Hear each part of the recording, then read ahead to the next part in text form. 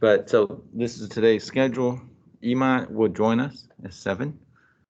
In term on Teams. Ima is the second cohort BZAN student. Started in the program in spring of 2000. Yeah, spring of 2000.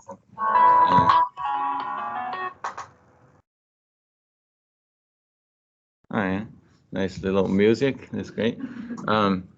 So, and he started intern with Tesla, mostly based in Texas, Gigafactory, from the summer, and he's on an extended internship right now. Hopefully, he's going to graduate this fall. So we'll see what happens. You know, best wishes to him. We'll hear what he has to say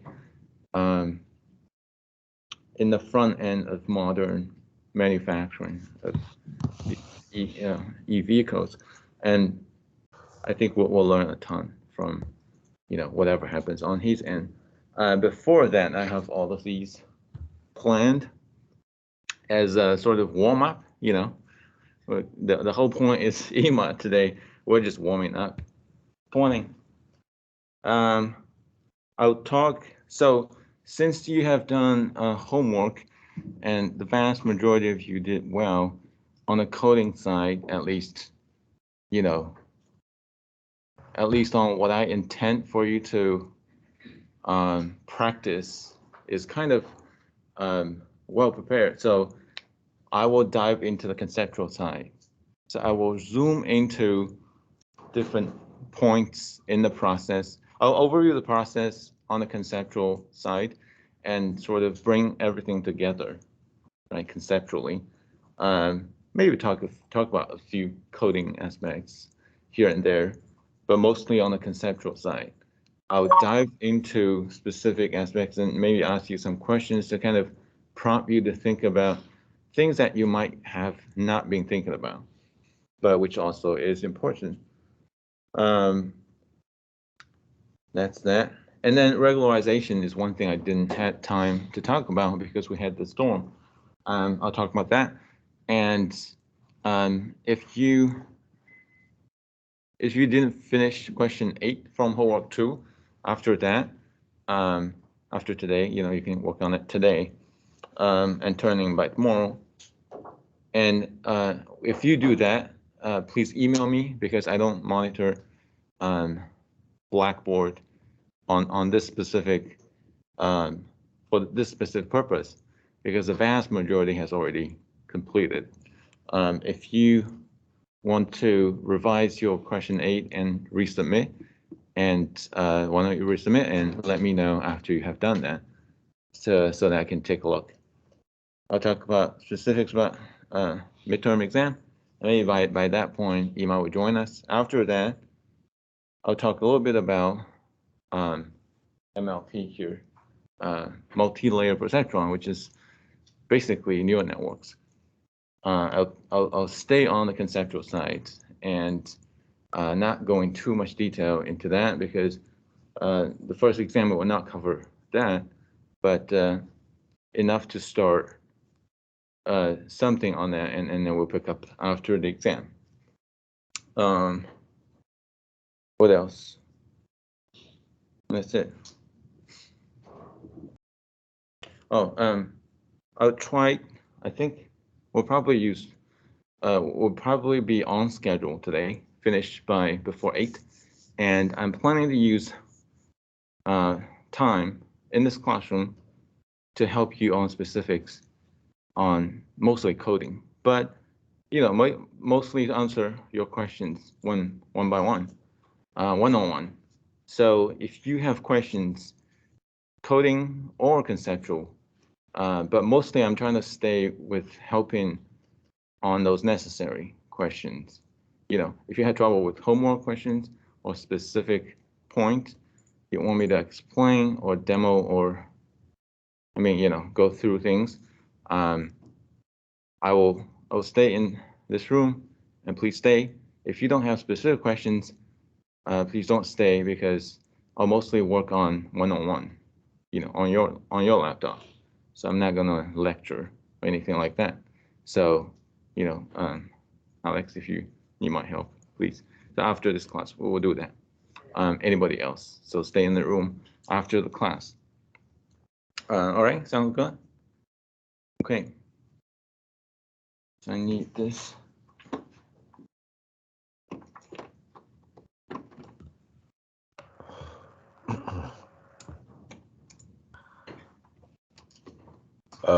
Professor, can you hear me? Yes, right now. Go Yeah, I ahead. just had one question about the exam. So we are not going to cover neural networks for the exam, right?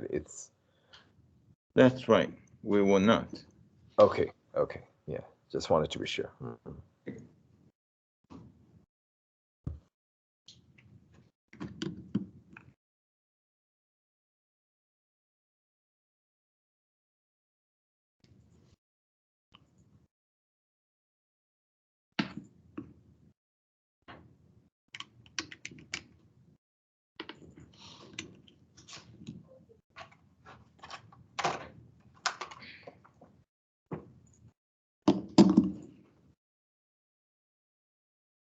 Okay, so we'll start with the overview of the loop.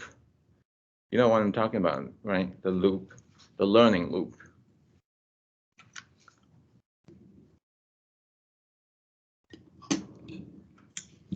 So I made it kind of animation. You may not have these in the slides, but through the video you'll be able to see it. Okay, so recall that before the loop, we prepare for a few things, mostly in the initialization step, right? We generate weights randomly, and these refer to the weights. So, and these weights have a structure that map kind of, mechanically with our data. Depending on the data, depending on the shape of our data, we will generate certain weights, right? And I'll talk about how many of them do you expect. Suppose that we have some Greek letters to refer to them. We have N, we have M, right? We have N, M, I, J, things like that. We have N is the number of basically sample size, right? M is the number of input features after we have pre-processed the data set. After we have scaled or after we have created dummy variables or categorical variables. And suppose we have 25 columns, not including ID, not including the target. Everything is input variables that are ready to be used. Let's say we have 25 of these. And how many elements in that weight vector would we need? We have between 1 and M, let's say M is 25, is number of columns in the input data set. After pre-processing, we always need 25 plus 1, 26. One of these is the bias. We have M plus 1 weights to be determined. So, be familiar with the notation. This is not critical in add-a-line model or logistic regression model, but this kind of layout is going to be very important in neural networks because you're going to deal with much more complex structure. So having a visual representation would be helpful. We start from here more easier. And then later I'll compare logistic regression with neural network and see and show kind of how different they are. Okay, so now, so we have these weights randomly generated. We have these input variables, and then we kind of marry them together. We calculate this, call it sigma, And we use, sigma is the operation. We take the linear combination. That's what we call it, linear combination. We calculate z. We call it net input, right? The net input is a linear summary of the data with the weights. Data are weighted by the weights, added together. It's the sum of all the inputs, right? And then that's the first step. That's finished. After net input, we will do something with it. We'll do the activation function. Activation, the purpose of activation is hopefully do some nonlinear operation so that large amount of linear inputs can be transformed to fire some kind of decision. Right, so that is also part of the decision process. We use phi to refer to that outcome. In coding, we use Z-act, right? Z-act is activated Z. We use this is to denote that in Adeline model, activation is linear. In mathematical terms, it doesn't change anything. It multiplied by 1. It doesn't change anything. But when we switch over to logistic regression, we simply, update we replace the activation function, which becomes sigmoid. And okay, after this point would be kind of very close to the decision is made. Value is activated, and we can make a decision at this point. We can use a cutoff point to decide whether or not the decision is yes or no, things like that. And then comes the back loop. We now have to figure out, how good the model is, and we need to try to improve the weights. The weight update process starts with calculating the gradient, right? Before that, we calculate the error. We calculate the distance between what we have here with the activated value and what the actual value of the data is. And we try to compare that with that and calculate distance. Based on the distance, we try to calculate a way to improve the weights. Based on the error, we can readily try to find the gradient. Gradient is super important for us to calculate weight updates. It's a kind of a formula, very, very straightforward. If we can calculate gradient, after calculating gradient, we use a formula to calculate delta weight, and then finally to update the weight. That is one complete loop process. Kind of easy, huh? If you look at this way, not so complex.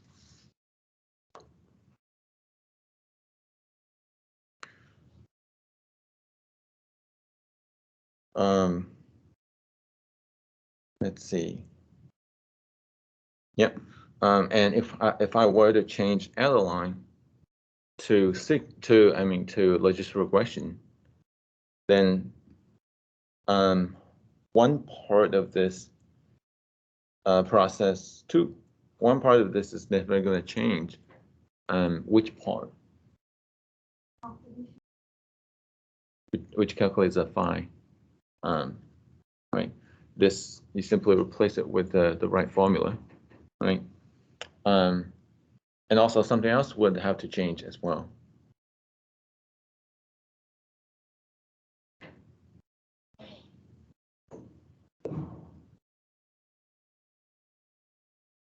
It has to do with the backprop, the optimization process. The gradient has to change. The gradient changes because we changed the cost function. We changed cost function because we changed the activation function. What is cost? Cost is how much different, or how much worse are we from the optimal state? That's a cost, right? If cost is 0, there's no cost, it's optimal, but it's hardly possible. So we try to reduce the cost. Cost is a distance between where we are now and where we want to be. And if we change the activation function, it's going to change the prediction outcome. Then cost will change. And we calculate gradient based on the cost. So if activation function changes, gradient changes. So here, the gradient formula needs to be changed for if we switch from Adeline to logistic regression. And then we calculate cost. The way we calculate costs is slightly different. Yeah. We calculate the gradient on the basis of the error, which is the value minus the predicted value that we did after one loop. So I want to know what is the difference between the error and the cost function, because cost function is also what distance you are from the optimal result, right? Mm-hmm. So what's the distance? What's the difference between the two? Yeah, it's a great question, and it kind of emerged. I mean, the confusion might emerge from homework, and I see a few student submission calculate costs differently, different from the video. So I kind of provide some feedback from through homework feedback, but since the question came on here, I'll talk a few at high level. So basically, we define cost in a binary classification problem as sum of square error. And sum of square error is basically if you sum over all the data points, y is the actual y minus the activated value of z. Take the difference, take square, and sum them up, that's sum of square error, right? This is the cost. And we are trying to minimize this, of course. Sometimes you see 1 over 2, but that is simply to make it easier to make the gradient function look simpler. You know, the 1 minus 2 part cancels out with this part when you take the derivative. So that makes it easier, but that's trivial. That doesn't fundamentally change anything. So, you know, we can leave it or we can remove it. So this is the function that we are trying to minimize, yes, for sure. But to make it easier to calculate the process for us to code in the first place, and maybe I think it's also for computational efficiency, we use an alternative approach, which is we use log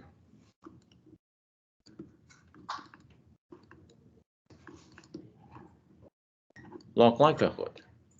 So log likelihood function, if you know about statistics, you probably know what it is.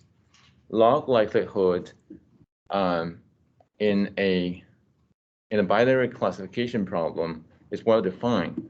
It defines, especially in a logistic regression, since we have the logic function and we can kind of estimate the probability.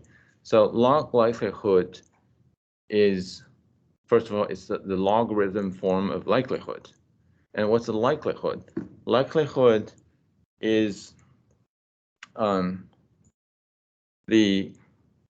this kind of the cumulative sum of probability or cumulative multiplication of probability that this data that we have is likely based on our some assumptions that we make. And in the statistical term, we are trying to maximize the likelihood, meaning we're trying to maximize that, let's see, we're trying to maximize the probability of the observation that we get if we assume we have a model there. So if we want to maximize that, we need to change our model. We need to improve our model in a way that it can better predict what we observe, right? So we're optimizing the weights. Weights is our model. So that's the same thing, right? So in that term, but likelihood is a good thing.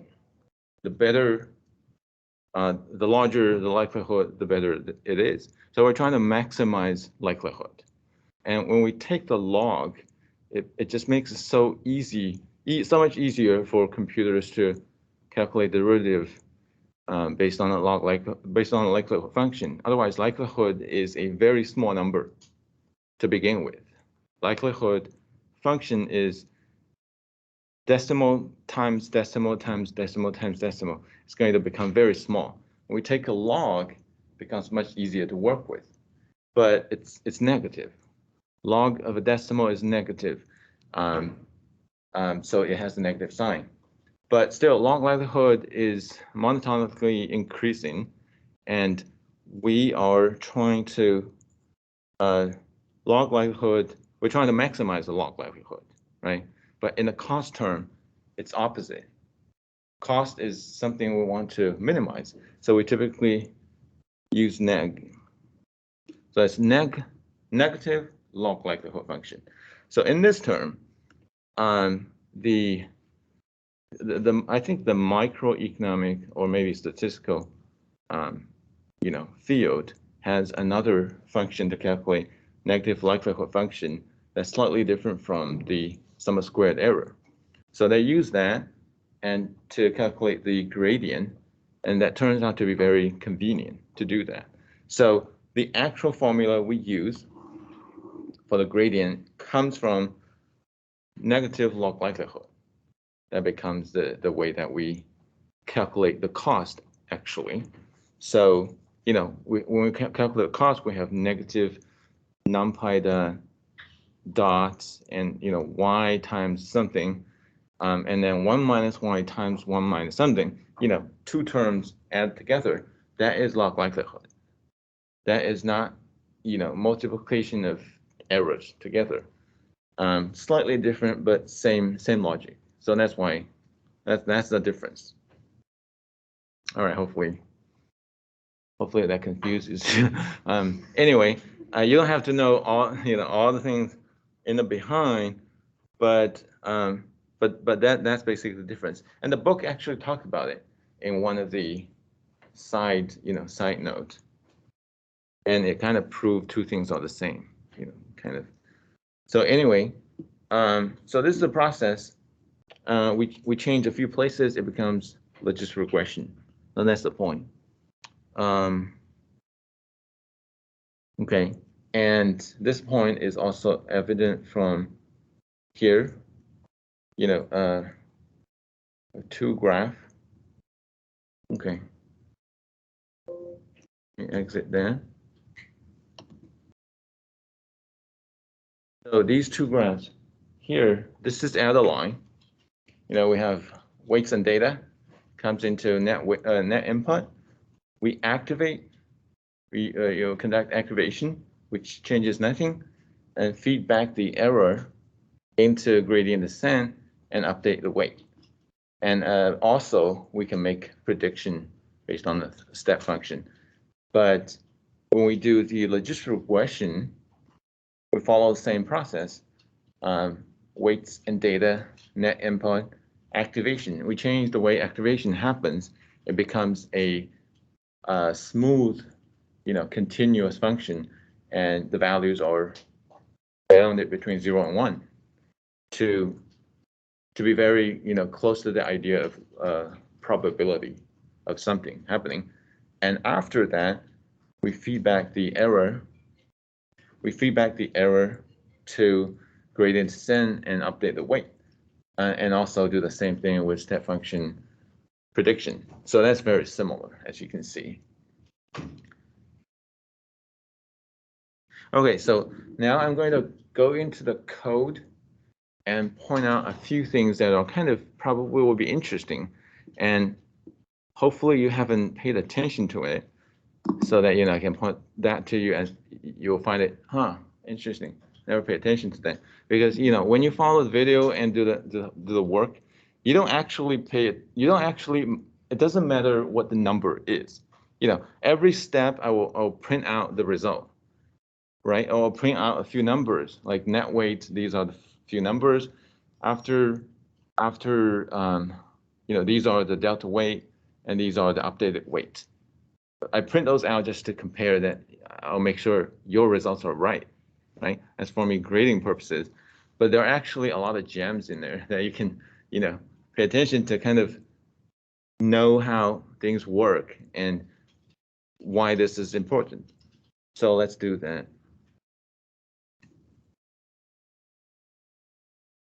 So I'm going to kind of make bigger.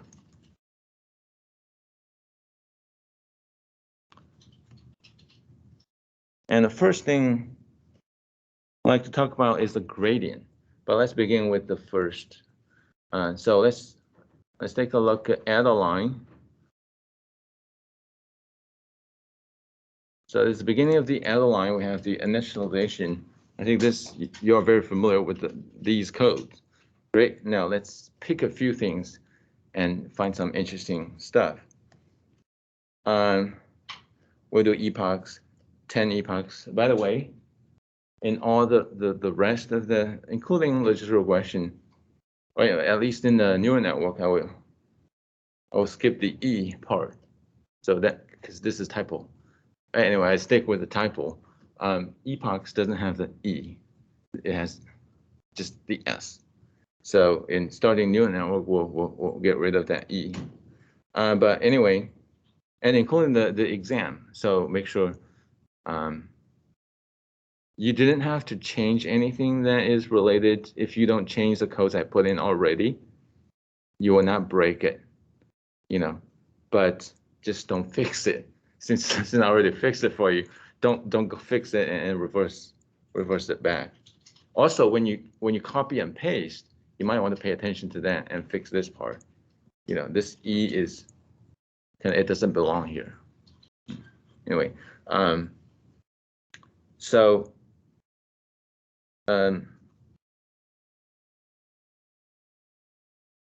okay. Anyway, so we have these weights generated, and we're ready to begin the loop process. The first step, we calculate the net input. I print out 9 of these. Since it's not possible to print everything. Print 9 of these, and these are the numbers, because we generate the weights to have mean of 0 and standard deviation of 0.01. It's very close to 0. So the weights we generate are very close to 0. It's very small. Start from very small, and the very small weights multiplied with X data plus the very small bias is going to be very small. Okay. And now we do activation, which does nothing, so still remain to be very small. And then we calculate the error. So error is where we calculate the difference between these activate value and the actual label. The actual label could be 1 or 0, depending. And these activate values are kind of random, but they are all close to 1, close to 0. So the difference could be 0 or 1, right? So you can see some of them are very close to 1, some of them are very close to 0. Okay, so now comes the best part. Since we have, well, I have to draw here. Since we have, I illustrated the gradient descent process, right, by using only one W. We only have one W. That's the only way to illustrate with a, with a kind of a curve. And we have the cost, and we say it should be a cost function should look like that. And by a random draw, we may end up somewhere here. This is initial weight. We're trying to get over there to get the optimal weight. Okay, so my question for you is, can you imagine where the point is initially? could be here, but highly unlikely. If that's the case, you probably want to, buy some lottery, but very far. But how far? How do you know? Probably it's trivial. No need to actually find out. But what that means is actually, if you are very far away from the optimal point, then you would imagine you will have a super large gradient, because it's going to have a very large slope that, the farther away you are from the optimal point, you're going to have a very deep slope. So here it is. Based on the random draw, look at what the gradient is. Hundreds. Compared to where we start from 0. Yeah? If the slope is hundreds, close to 200, that's far away. It's very far. Very far. Okay, so given that you know that gradient could be very large, and we know that, how do we use that gradient? We use that gradient, this one. We use gradient and times eta, and with a negative sign. That is how we calculate delta W. Okay, so if we multiply gradient with something to get the delta, and we know that eta, the learning rate, controls how much actually is factored into the delta weight. And initially, we had the initial learning rate as 0.01, right? We have 0.01, it's already very small, but we multiply that with large gradient, and we still get weights as large as 2. So weight update as large as 2. So if we update those weights that are close to 0 with 2, then most of them will be at least some of them will be as big as 2. They go from very small to close to 2 or -2. No, -2, but there's 2.5 and 2.9. Okay, so that's a big jump. And after the jump, we know that we're jumping. We know that we're jumping at least toward the optimal point. But could we overjump, like overshoot? And turns out that that's the case, right? After 10 epochs, we run this, and after the loop, we get costs as much as, we started from 93, and the second try is already 5,000, and 56,000, actually. So after 10 tries, we get farther and farther and farther away. We get a cost that is kind of skyrocketed, So that means learning rate is too big. We need to reduce the learning rate. And after that improvement, that's only, a hundredth of the original value. And after that, we have nice, declining curve, started from 90, and it reduces over time. So that's how critical the learning rate is, even in a simple model as in Adeline. And previously I talked about the importance of learning rate, but why? Here's why. Gradient can be super large. If gradient can be large, you got to have a smaller learning rate, right? That's the way it is. And here, it's a simple model. It only has one weight. But imagine that you have multi-dimensional. Here we have 18 variables. We have a super complex multi-dimensional curve. And, so one learning rate is going to decide if this is successful or not. That's kind of scary a little bit. So bear that in mind. Learning rate, tweaking learning rate is always going to be the optimization process when you train your neural network models. That's always. There's no magic number, but assuming that you pre-process the data using standard ways, learning rates with neural networks, complex or not complex, you can start with 0.01. That's fine. Here, 0.01 doesn't work because it's linear activation. Linear activation doesn't control the boundary, but as long as we have the sigmoid function that squeezes the values, things start to work fine. With logistic regression, 0.01 works. So that's where you want to start. But sometimes you want to reduce to, so that's why a lot of times they have to do, what's the term? Learning rate is one of the what's that term? Super parameter, or yeah, something like that. So they have to train the model in different ways by choosing different learning rates, and to see which one actually work better. And after a better learning rate is decided, then you have to still then tweak different neural network structural factors. How many layers do you have? How many units do you need? Things like that. All of these are governed by the assumption that the learning rate is chosen wisely. So that is one aspect in the back.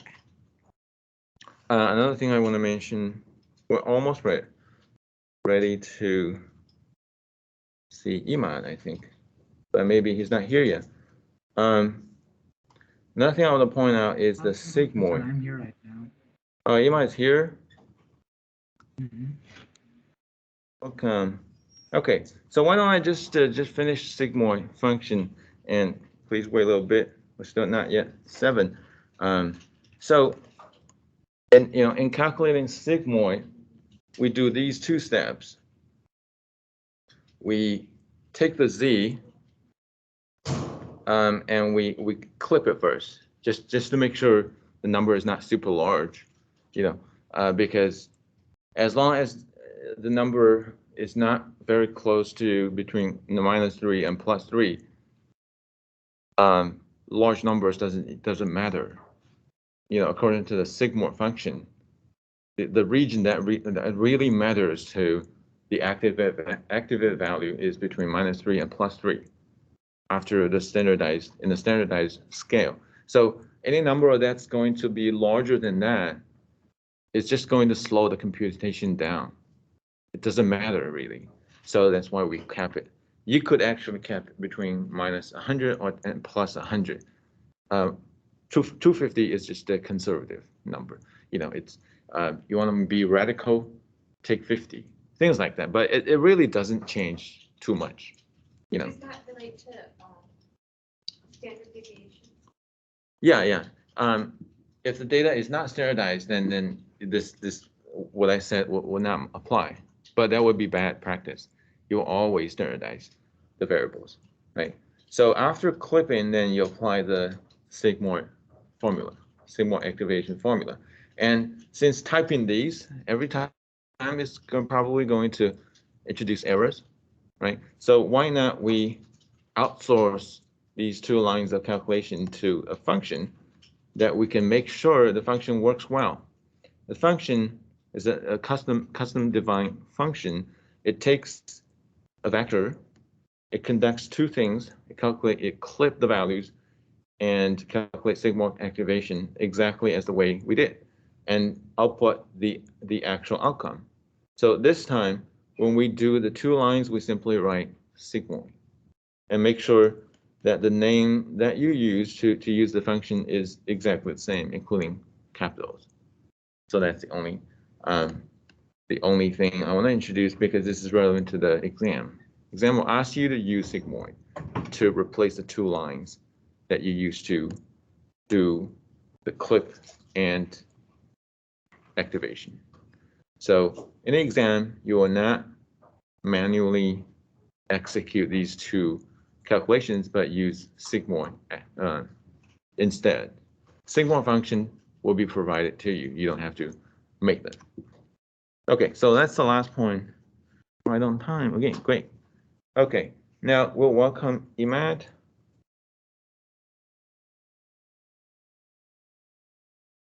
Stop the share. All right, where are you? Oh, yeah. Can you hear me now?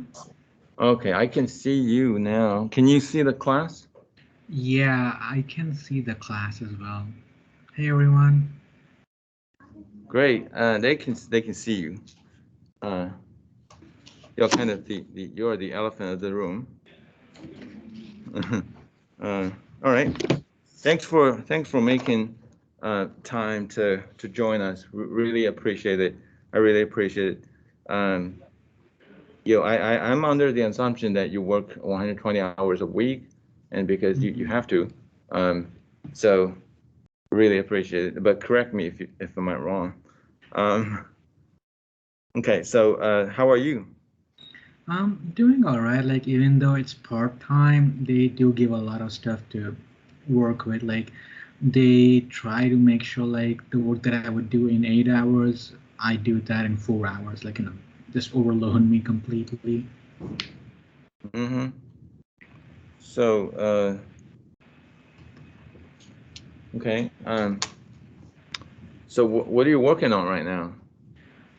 So right now, like I'm working as a supply chain intern or like in the company's own definition, procurement intern for Tesla.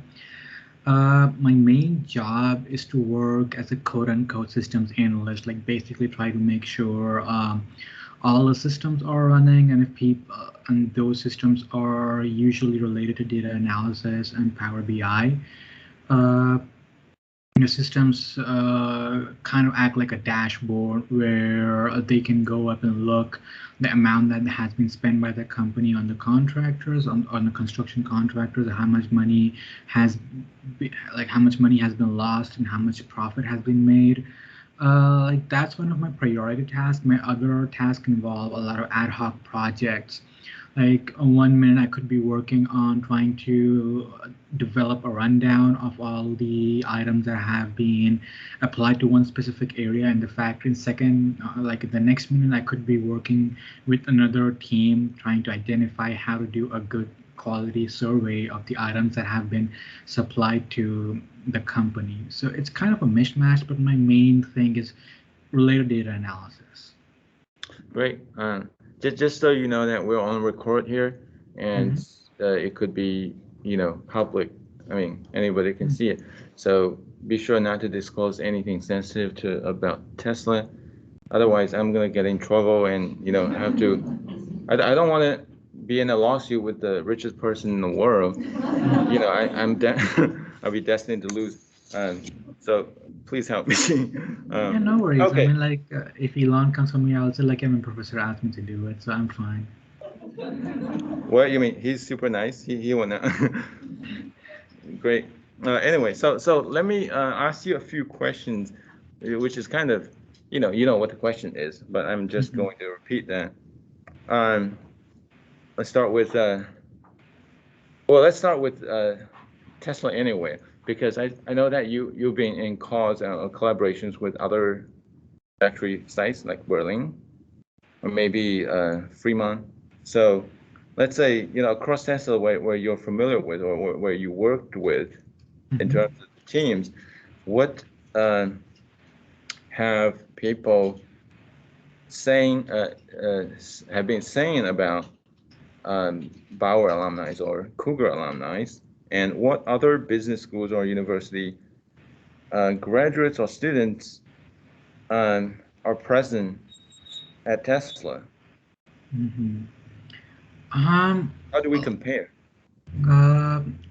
Honestly, like there are not a lot of Bauer alumni at Tesla. I think a lot of Bauer students they want to go into oil and gas, like that's like in my circle at least, or they want to go out of Texas. But there are a lot of Cougar alumni, but they are probably gonna be in engineering If we have any Bauer alumni, then like they are gonna be in finance. But as far as I know, I haven't really met anyone. I mean, there is one Bauer alumni, and she's in my department, but she graduated like a few years ago, and she was an MBA student.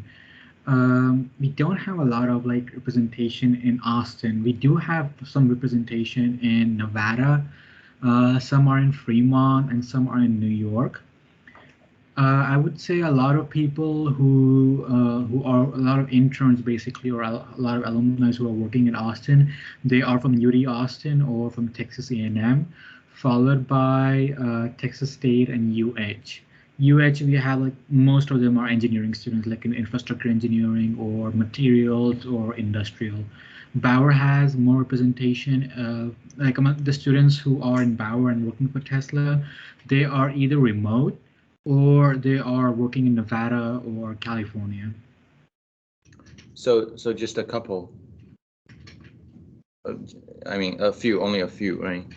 Yeah. What other schools are, I mean, have their students in there working as either intern, or employees, but full-time employees may not be comparable. So let's say interns. Yeah. Full-time employees is like kind of a mishmash. You'll find someone who has been to like Cornell or Harvard, and in the same department, the manager of that employee could have been like for any community college. So like it's not as clear cut as it is among interns. Like at least in my area, the company prefers hiring UT Austin students because I mean they are from Austin, followed by Texas A&M. Um, Again, like when it comes to full-time employees, they don't focus that much on degrees. If if the experience can back them up, like it doesn't really matter where they have done their education from. I mean, I know some people, like a person who works in my department, and he is like in a senior position. He didn't really complete his schooling. He just had a pretty good experience because he was working as an engineer in Intel, and then like he climbed up the ladder in Intel, and then like he came here. So in full-time employees, like it's not as clear as it is among interns. But yeah, in interns, UT Austin has by far the highest representation. Like at least like 80% of the interns are from UT Austin. That's what I would say. Great. All right, my next question.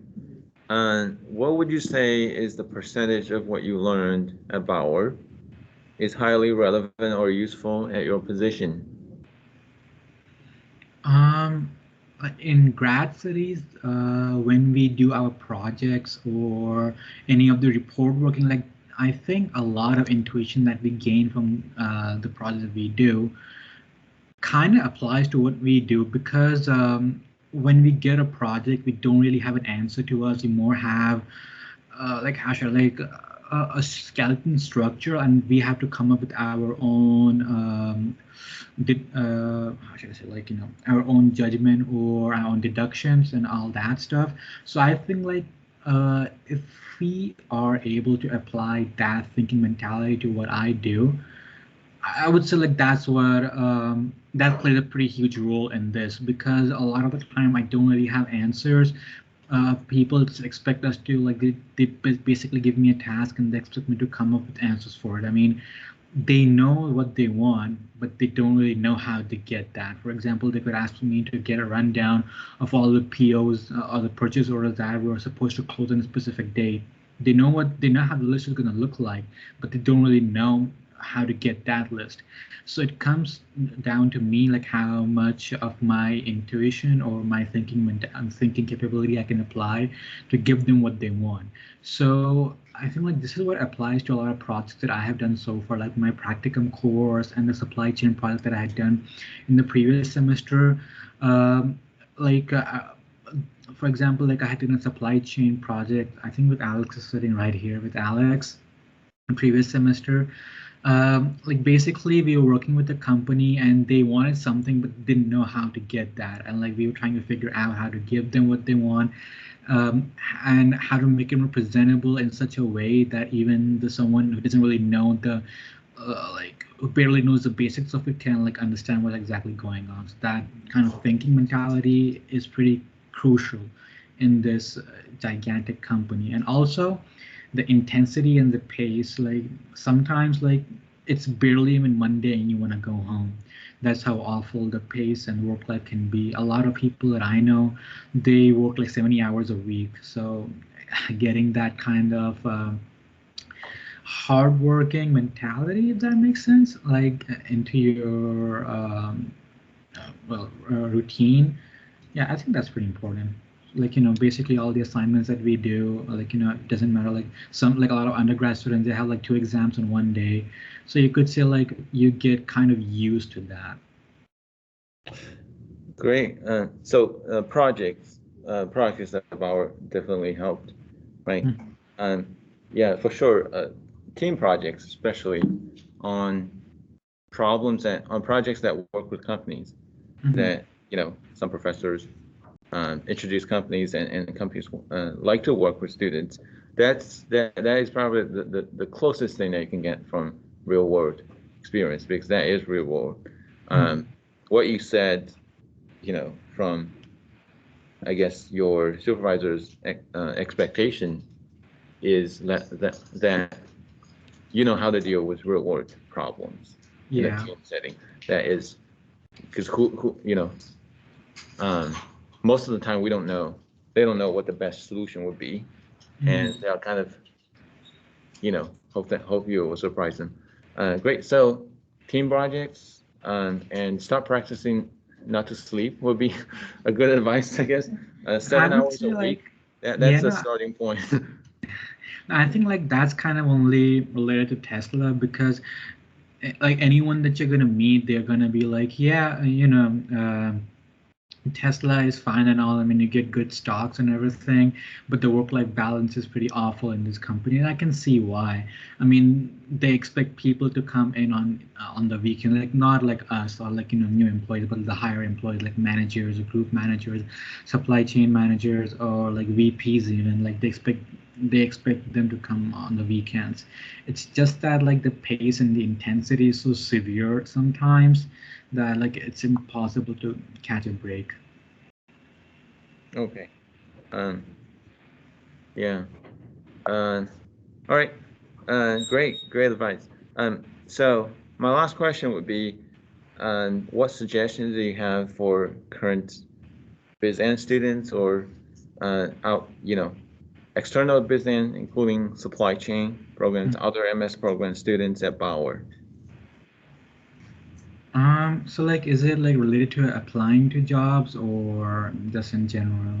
Well, in general, you can say, I think they expect you to comment about career development. Yeah, I mean it's not easy. Like I'm gonna be frank and as blunt as I can in this at this point.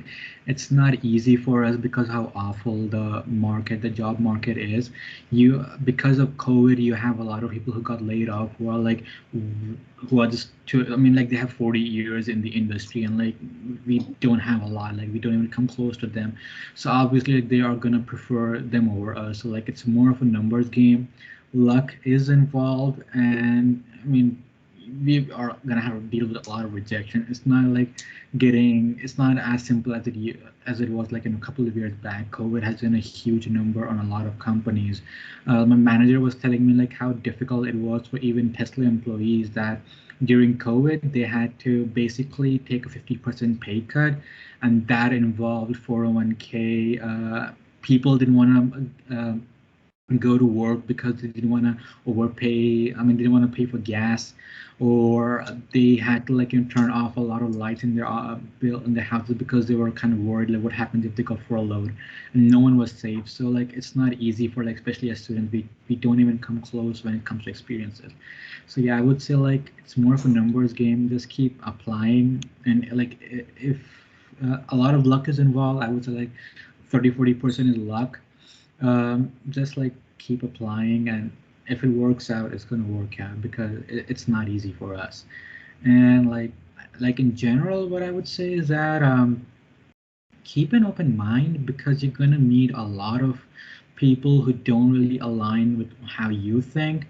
And as an intern or as an employee, it's especially as a data analyst related employee or supply chain employee, you are going to be in a position where you have to explain something important to like one of the biggest people on planet Earth. And like if you piss them off, it's not a good scene.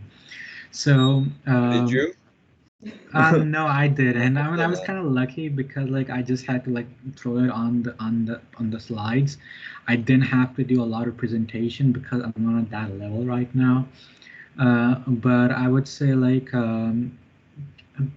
it's better to have an open mind because you're going to have to deal with a lot of people who are just rude to you, who are going to be really difficult to work with, and how you navigate is that those kind of thing is what like kind of makes you a good person in front of your coworkers, especially like in a company like this where every single thing is connected, and when it comes to supply chain data analysis, everyone is going to come to you. Like for my department, you have construction people coming up to us. We have like finance people coming up to us because we act more like as like the core center of a web that's connected to each and everything. So trying to like navigate through that. And another thing that I would say is honestly, like that's what I've kind of figured out. um, a lot of things that you're gonna learn, like your theoretical work, the stuff that we kind of study in classes, it's not that clear cut how to apply that in the practical world. It's like up to us, and no one is gonna wait for us. If your manager gives you a job, he or she expects you to do it. They might be more receptive if you ask like good question, but if you ask a wrong question, it can then just like turn them off like in a second, and like that's going to sour the mood. So again, like it's not easy for us. It's kind of hard, especially like in a corporate position where every single person comes down to you, and as an intern, they give you a lot of silly tasks like do this document, get this signed, and all of that stuff. Great. Any questions from the audience?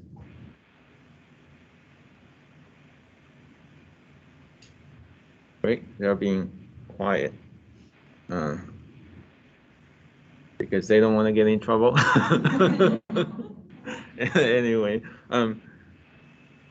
great. We're good on time. Thank you so much for your time, and No problem. I will always welcome you back. Talk to us and enlighten us. Thank you. Feel free to stay connected, or feel free to disconnect. I'm going to talk to these students now. No problem. Nice meeting Thank you. all of you. Nice. Thank you. Take care. Bye bye. Yeah. Thank you. Great. How nice. All right. Great. That's great, right? There are opportunities, but it's tough. It's tough with COVID. A lot of things are unpredictable, I would say. Yeah. But we hear good news over and over. All right, so that is. So I'm going to talk about regularization quickly, and kind of walk through the intuition mostly because you've already done the homework. You know what to change. There's mostly two places to change. One is gradient, right? Gradient changes a little bit, and then the cost function changes a little bit. That's basically following the formula, following the codes.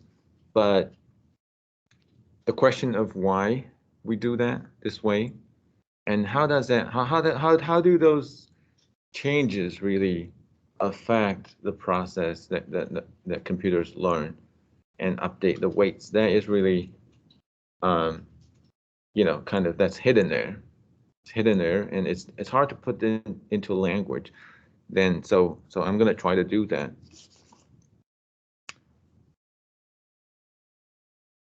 Let me share the screen again. Nope. well, let's get this one.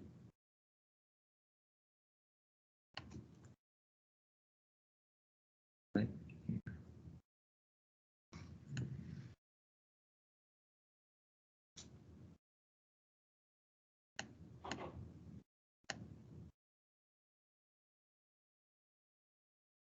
All right.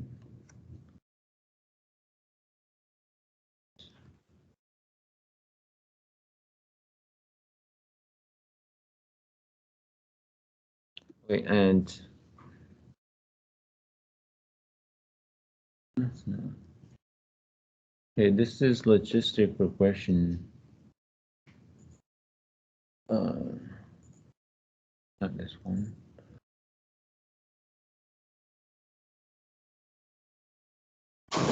With the regularization. Right, so this is the note with the regularization. The changes are in the gradient and in the cost function. Okay, so no, so this is sigmoid. Okay, and that's what I showed you earlier. Oh, by the way, in the slides demo Jupyter Notebook, this should be number 3 for lecture 3. I added these contents. So you want to re-download it, and then you will see these. Okay, so you can practice, right? I just uploaded like maybe 3 hours ago. So you want to re-download it and take a look. This section would be in logistic regression after the loop. You have initialization, you have the loop. After the loop, I added these. And then after that, it continues whatever was before. So then, Does it still have stuff? huh? The new one, does it still have effect stuff? I think so. All right. I'll delay talking about this. This is not really kind of checked in the exam, but this is more of a, conceptual side about bias versus variance. And when we get to neural network, this becomes more relevant. Okay, now overfitting and regularization. So basically, I'm going to show.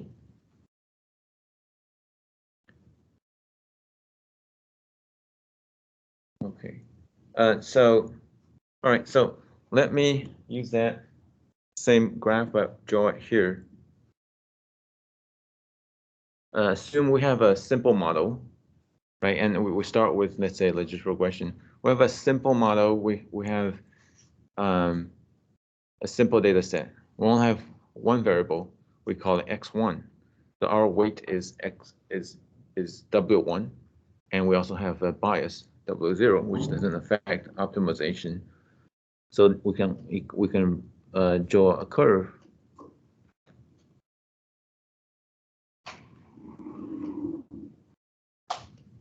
So you would expect this is the weight, and normally, let's say this is that. Without regularization, the model will try to minimize the cost, and if the data set is not, I mean, especially with one variable, if the data set is not low quality, let's say that one variable is very informative in terms of the one variable is helpful to predict the outcome effectively, as long as you optimize the model well. So if that's the case, then it will find the optimal point, through a few iterations, it will find it. And it will find it to the point that maybe it will overfit, in the sense that it will overfit, it will be overfitted to this particular data set, right? Just because just because computer has the power to do that. That's a tendency. That's what we're talking about. Computer has a tendency to do that because it's powerful. Its limit is by its computational power. As long as it's powerful, it will try to do that to impress you, you know. So we start from a random draw.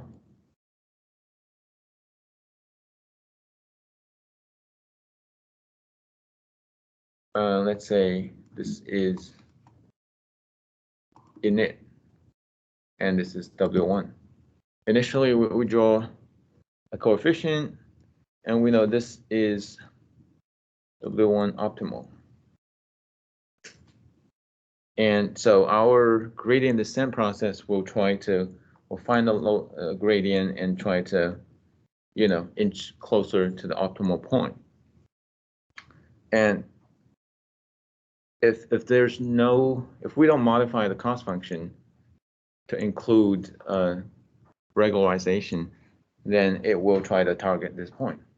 Eventually, it will get there. Okay, but the fact that that may be overfitting is something to worry about. We don't want the model to be exactly at there. We want the model, let's say, assume that point is going to overfit. It's going to customize the model a little too much to the data points inside the data, you know. And what does that really mean? We can try to illustrate the point here. So again, we have a simple problem, but this time we have two variables. And the problem is to separate points of two colors, right? So we have, it's a classic example. We have black dots, you know, and then we have a different color, blue dots. Mostly they are separated, but we just have two blue dots here, and we have two black dots here. Okay, so if the computer is really trying to get those right, it's going to try to do this, right?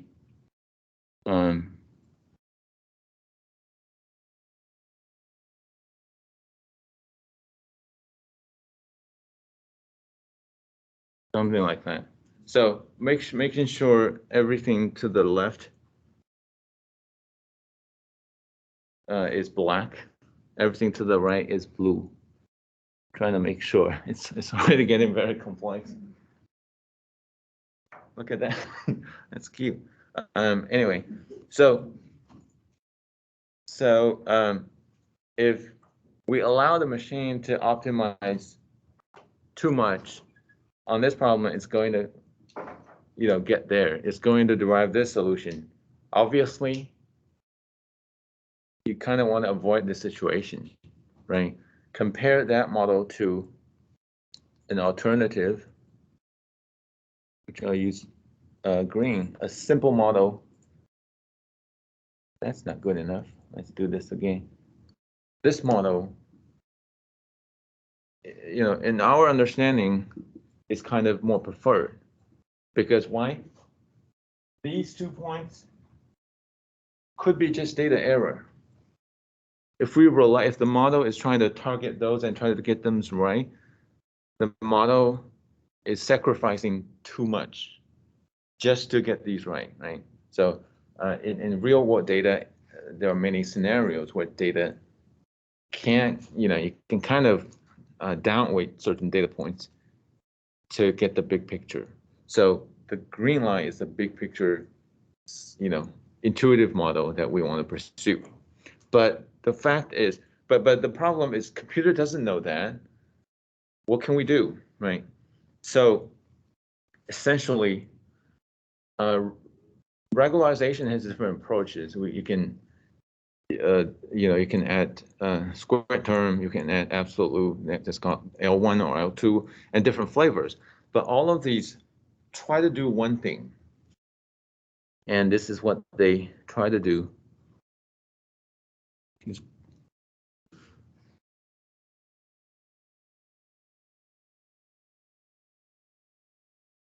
Okay, so instead of relying on this curve, or instead of trying to, instead of allowing a computer to pursue the optimization based on this curve, we're going to modify the curve to change a little bit about the cost function. This is a cost function. We're going to change the shape of it.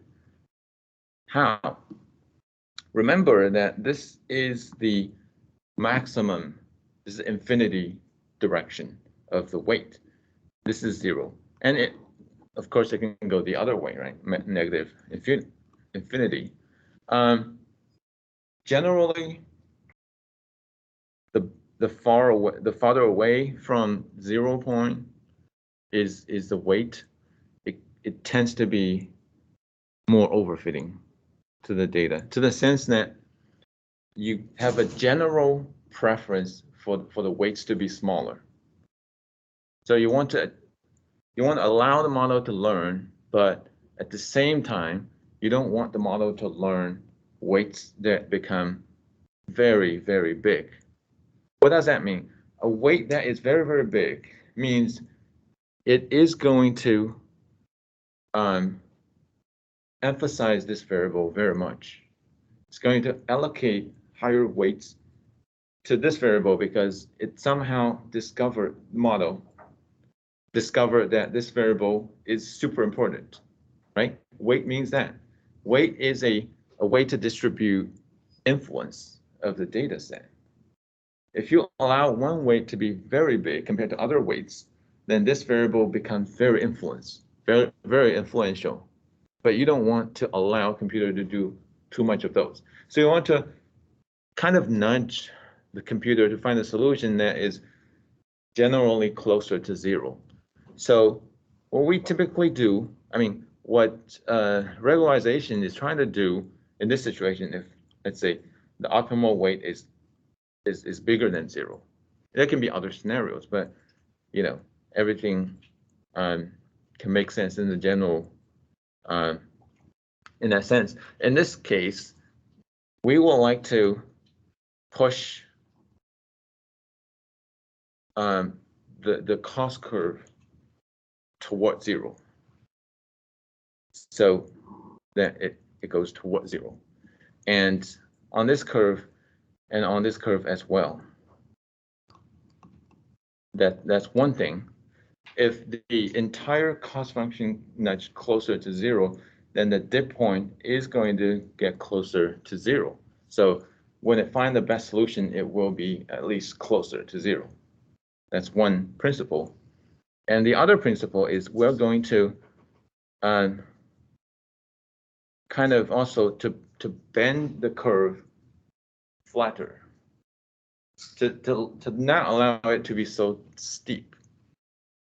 So in the end, you will, if you add some regularization, it's going to be like this. First of all, the optimal point will be closer to 0, and it will have to be higher. If you add something to the cost function, it's going to be larger. So the optimal cost will be larger because you added something. But that's artificial because we added that, right? That doesn't matter. The absolute value of the cost doesn't matter. So the optimal solution might be here, and the curve will look like this. It's softer, so that when the algorithm is trying to find the solution, it gets this kind of ambiguity. Where's the optimal point? It's not absolute. It's like here. Where's the absolute solution if you were to try to get everything right? You have to make these turns. Otherwise, there's no other solution. You have to get that. That's the only way. But we don't want that to happen. So we say, you know what? Solution doesn't have to be the only one. It can be vague. You don't have to pursue that exact one. You can soften things, you know. So if you start to blur the boundary, then you kind of get to a position where the model may be more generalizable. So that's kind of the intuition behind. With this curve, wait, I'm adding more lines. With this curve, the optimal solution is going to be here. And if we start it from here, it's going to, do the same process, but it's going to optimize based on this curve instead of that steeper curve. So that's the intuition. And now we can kind of link back to what we actually added into the functions. So in the cost function, and this is log likelihood function, where it has two parts. It has those parts where the y train takes value of 1. This is the ground truth, right? This is the data in y. If the actual label is 1, it will calculate for those points the contribution of the cost here. And then if the label is 0, this part disappears because y is 0. When you do the multiplication, this part disappears. So for those points, it's going to contribute this part to the cost. And when you sum everything together, it's the cost contributed by every point. This doesn't look like some squared error, but the two map with each other. So and the gradient is calculated based on this. So this is the regular cost without regularization, but we add in that part, regularization part, lambda scaling factor, right? And we take the WO'd, all the weights except for the bias. We take that and do a dot multiplication process, which is kind of inner product of the same thing, the same thing, right? We take the square of each element and add them together. That's L2 prime. And in that sense, it will be very clear to see L2 regularization is sum of squared weights. That's it. That's what we add into the cost function. Exactly. But that's L2. L2 means you take square.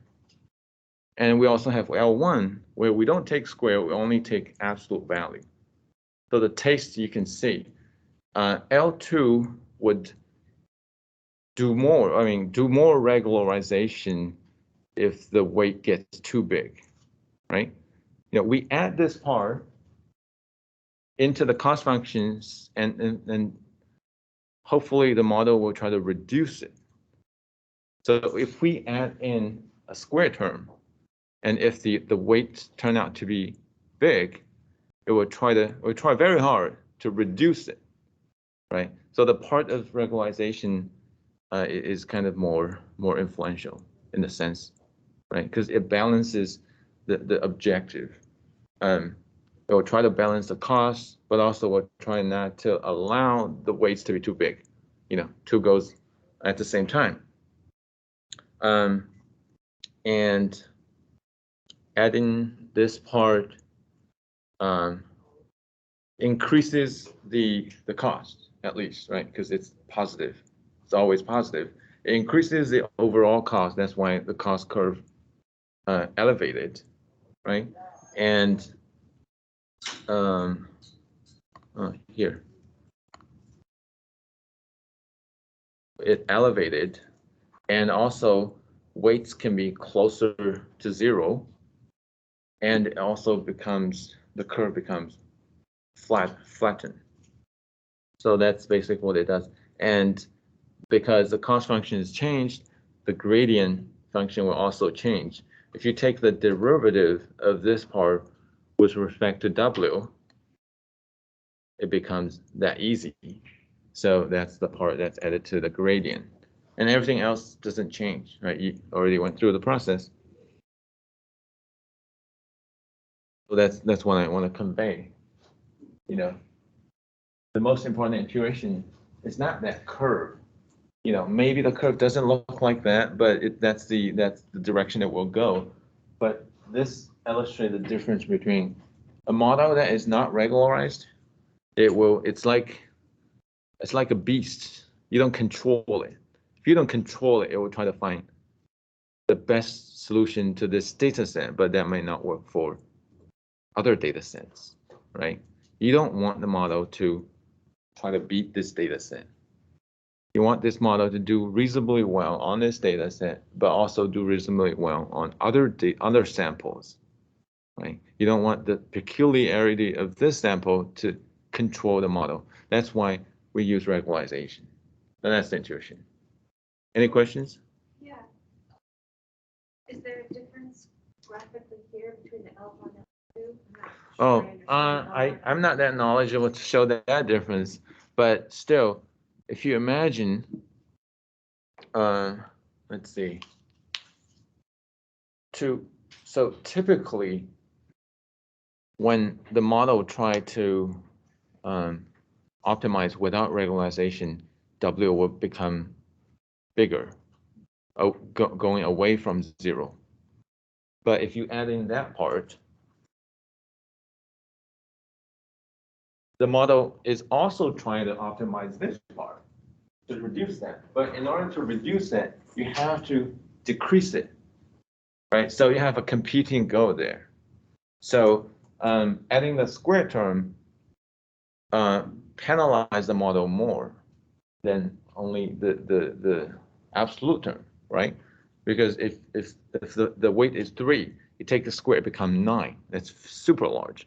If you only take the absolute, only added 3, so the model can kind of allow the weight to be still, slightly big. If you add L2, it controls it even more. But that is one difference.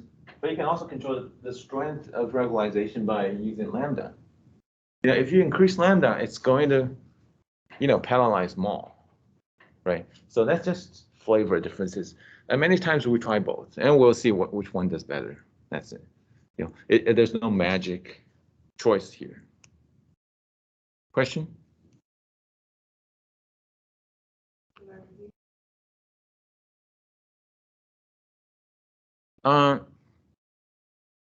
Yeah, different. There are for different purposes.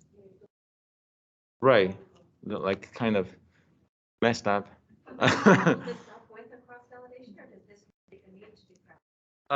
Together. We do both. Yeah, together. I mean, they are not parallel. As your variables in your pre-processing, then you would run this during your model, and then you would run cross-validation. Yeah, cross-validation give you the setup, and you use the partitions to train, and use the rest of the partitions to test. The training process involves the L2 regularization. They are entirely, they don't cross with each other. Yeah, different aspects you want to make sure.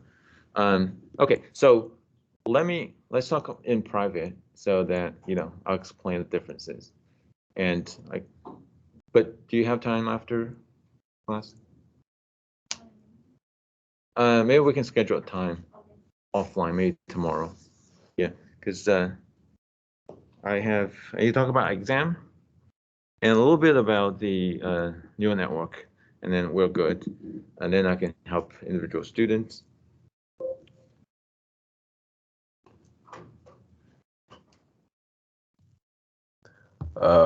Professor, there was one question. I couldn't find the updated slide that you said you posted.